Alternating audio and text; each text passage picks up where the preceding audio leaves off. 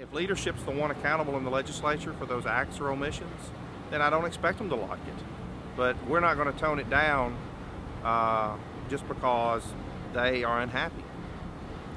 If we're wrong on something and they want to bring that to our attention, we'll correct it.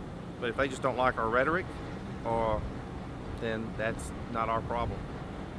No, they're spending a lot of time talking about, well, we need to find balance. We need to find balance between the Second Amendment, and we need to find balance between property owners' rights to say what people can and cannot bring on their property. Where do you see that balance? Oh, that balance I think is not as complicated as they want to make it. Because you've really got three interests involved. You've got the fundamental right of self-defense, which is what's being called the Second Amendment issue, the right to carry the gun. Well, the reason is you want to defend yourself. But there's really two property interests involved. There's the property owner who has invited this employee in and said, come work for me. Okay, so it's not like a private home where these people aren't there for the owner's benefit.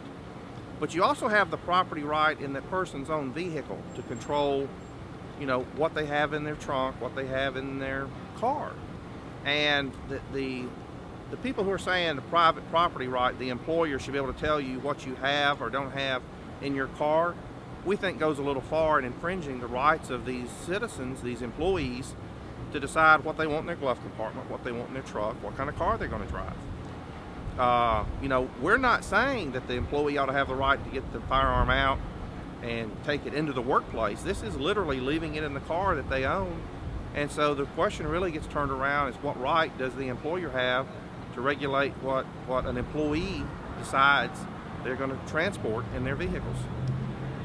Is there any kind of statistical evidence that you guys know of people who've gotten in trouble for bringing a gun onto property where that's frowned upon? How much of an issue is this? We don't really think it's a genuine issue, and here's why. This is already the law in about 16 or 17 other states. And if there was a real financial issue to this, then insurance company data from those other states would show us that the claims, that the risk of loss to the employer go up as you pass these laws. You don't see a single argument against this law in Tennessee based upon insurance data from another state, showing unequivocally a correlation between passing the law and claims made or shootings on parking lots.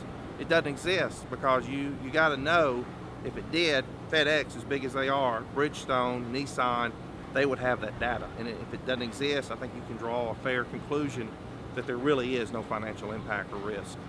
So why do you think this has become so controversial? I think you've got some people in upper management at those organizations that just as a personal agenda item don't like guns and oppose them, sort of like Beth Harwell. And it's coming from that perspective as opposed to really a policy determination made for the benefit of that employer. And are there any aspects where you're willing to meet them in the middle? Well, the problem at this point, the answer is yes. The problem is they're playing games and won't tell us where they think the middle is. The House leadership, the Republican leadership, has basically said that Representative Bass's bill, which has 30 sponsors, a third of the General Assembly co-sponsored that bill. They say it's too broad, but they don't say how. Haslam hasn't said how, Ramsey hadn't said how, they just think there needs to be this balance. But I think that's a really weak argument that's being fed to them by the big business supporters that are feeding them the money that's, I think, influencing most of their decisions, not just this one. So where do you think things are going to go from here? Well, I think where they're going to go is we're going to continue to advise our membership that if we don't get the right bill, then we have to actively resist and move those legislators who vote with us to kill the one that leadership is pushing, which is the one that McCormick has now. Because we would much rather get the right bill than let a bad one get on the books and have to come back and repeal it or modify it.